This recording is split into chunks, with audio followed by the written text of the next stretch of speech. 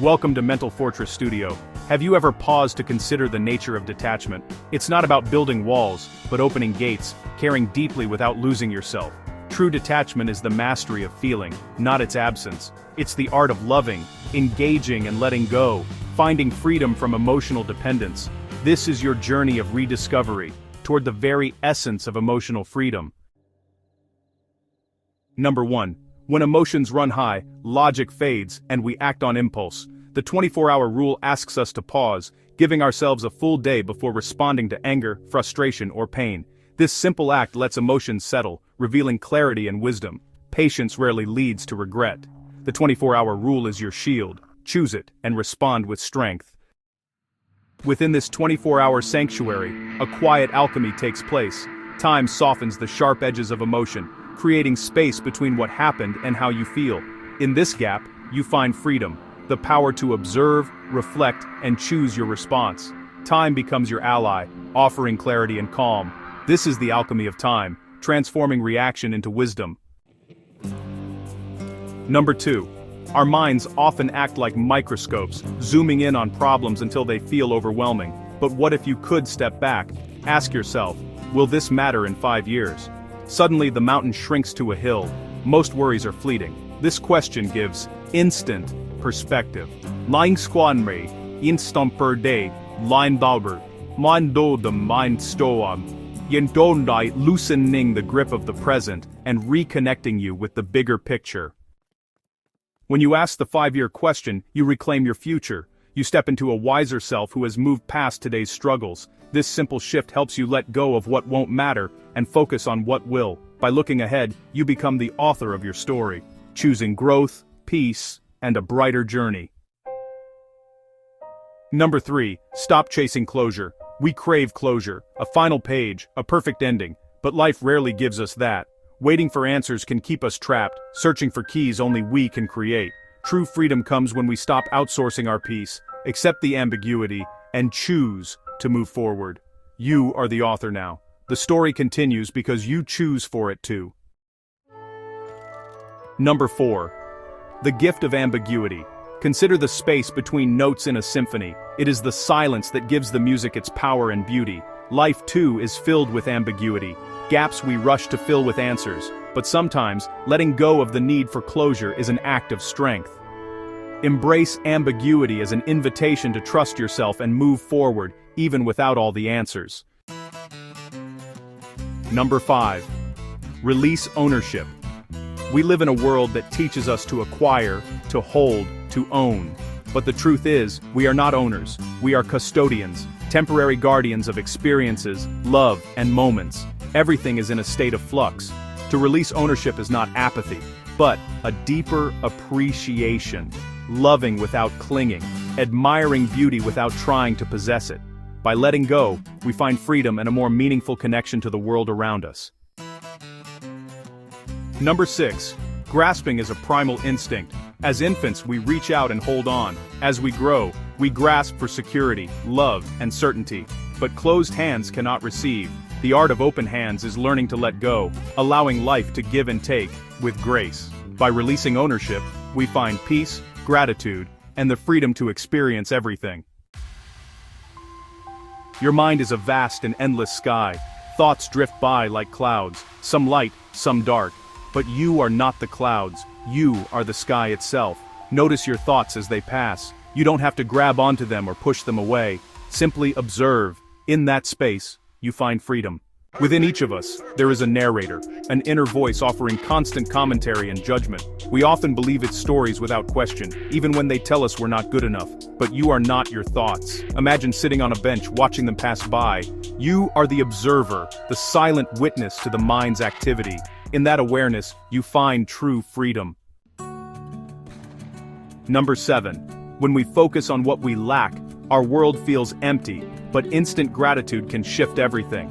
By pausing to notice the warmth of the sun, the rhythm of our breath, or a kind word from a friend, we anchor ourselves in the present. Gratitude is a conscious act, one that reveals the quiet richness of what we already hold. Attachment can feel like a phantom limb, an ache for what's missing, leaving us drained and focused on lack. Gratitude offers a radical shift. seeing value in the present moment. Think of your emotions as a spectrum. Attachment pulls you to darkness, gratitude to light. By focusing on small joys, you shift to a brighter, more stable emotional frequency. Over time, gratitude loosens attachment's grip, letting presence become your new default. Number 8. Detach from outcomes. We often believe that if we plan and work hard enough, we can control the outcome. But true peace comes from focusing on what we can control: our effort, our choices, our integrity. Like planting a seed, we nurture it, but we cannot dictate how it will bloom. Do your best, then let go. In that release, there is freedom. When we tie our happiness to a single outcome, every step becomes anxious. We miss the beauty and lessons of the journey, focusing only on the end. True freedom comes from detaching from results, falling in love with the process itself. Work hard, do your best, and let go. In this you find peace, growth, and the joy of creation.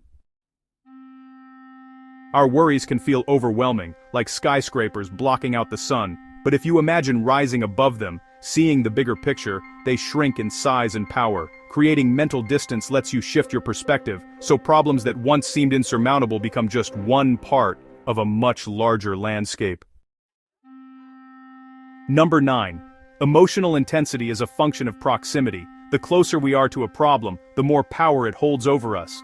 But if we step back, like zooming out from a single grain of sand to the vastness of a beach, to the earth itself, our worries shrink. This cosmic perspective lets us reclaim peace, see solutions, and remember, you can always choose to zoom out. Finally, number 10. Let people be themselves. We exist in a universe of nearly 8 billion individual consciousnesses, each a unique tapestry of experiences, beliefs, and desires. Each person is the protagonist of their own story, navigating their own complex inner world, yet we often fall into the profound and exhausting trap of attempting to direct the narrative of others. We try to mold their thoughts to match our own, to guide their actions according to our script, to sculpt their very being into a shape that we find more comfortable or acceptable. This desire, born from a place of love, fear, or ego, is one of the greatest sources of suffering we inflict upon ourselves and others. The fundamental truth is that you cannot truly control another human being. Their actions, their opinions, their choices, these are streams flowing from a source deep within them, a source you cannot access, let alone command. You can influence, you can persuade, you can inspire, but you cannot dictate the intricate dance of another's free will. To try is to build a dam against an unstoppable river, an effort that requires constant draining vigilance and is ultimately doomed to fail, leaving you exhausted and the river merely diverted, not conquered. The sooner you accept this reality, the sooner you can step away from the dam and find peace on the riverbank. Imagine the cosmos, a grand ballet of celestial bodies, each moving according to its own gravitational laws and intrinsic properties. We do not command a star to burn brighter, or a planet to alter its orbit. We observe, we study, we marvel at the intricate harmony of it all. We must learn to grant human beings this same grace, to let them follow their own orbit, guided by the internal gravity of their own values and experiences. To try and control them is to introduce chaos into this delicate system, creating friction and resistance where there could be harmony. This acceptance is not a declaration of indifference. It is an act of profound respect. It is recognizing the sovereignty of another soul. When you release the need to manage another person's life, you are not abandoning them, you are freeing them. And in that same moment, you are freeing yourself. You are liberating your own energy from the impossible task of external control and redirecting it inward, toward the one domain you truly govern, your own mind, your own reactions, and your own peace.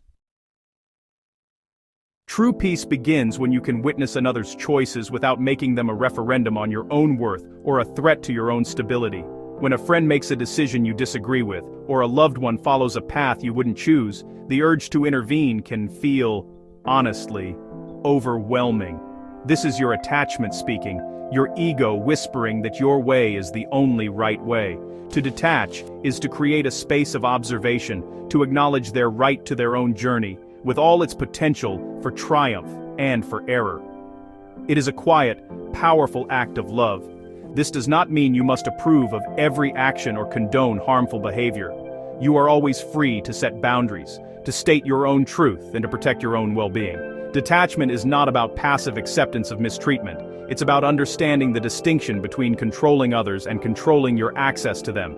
You cannot force someone to be kind, but you can choose not to spend your time with those who are unkind. You cannot make someone respect you, but you can choose to walk away from disrespect. This is where your true power lies. Think of every person as their own sovereign nation. You can be an ally, a trading partner, a trusted neighbor. You can offer aid, share wisdom, and engage in diplomacy, but you cannot invade their territory and attempt to install a new government just because you dislike their policies. Such an act is an act of war, creating conflict and resentment. The most peaceful and productive relationships are built on mutual respect for each other's borders, for each other's right to self-governance. Let them be who they are, and you can be who you are, coexisting in a state of mutual respect. When you finally let go of the reins, something miraculous happens. You begin to see people for who they truly are, not for who you want them to be. You can appreciate their strengths without being threatened by their flaws. You can love them more authentically, because your love is no longer conditional upon their compliance. This is the liberation that awaits when you stop trying to control the uncontrollable and instead embrace the beautiful, messy, and unpredictable reality of letting people be themselves. It is the end of a war you were never meant to fight. We have journeyed through 10 profound principles, 10 ways to untether yourself from the anchors of attachment that can cause so much suffering. We explored the wisdom of waiting with the 24-hour rule and the perspective-shifting power of the 5-year question. We learned to stop chasing closure that may never come, and to release ownership over things that were never truly ours. We have seen the importance of observing our thoughts without becoming them, and using instant gratitude to shift our focus from lack to abundance. We delved into the freedom of detaching from outcomes, the clarity found in creating mental distance, and the profound peace that comes when you let people be themselves. And finally, the cosmic law that governs all of existence. Each of these is a tool, a key to unlock a different kind of chain. Together they form a blueprint for a more resilient and serene mind, a mind that can engage with the world without being broken by it. It is crucial to understand that detachment is not about caring less. It is not about building walls of apathy around your heart or retreating from the world into a cold, sterile existence. In fact, it is the very opposite. Detachment is about suffering less, so that you have more energy to care more deeply. It is about protecting your inner peace, not to hide from life, but to engage with it more fully, more bravely, and more authentically. It is the art of holding things with an open hand, rather than a clenched fist. The more you practice these principles, the more they will become your second nature. You will feel a lightness enter your being, a calmness settle in your spirit, and a quiet strength grow within you. Like any skill, it requires practice, patience, and compassion for yourself along the way. Thank you for staying with us until the end. If you found value in this journey, please take a moment to like this video and subscribe to Mental Fortress Studio.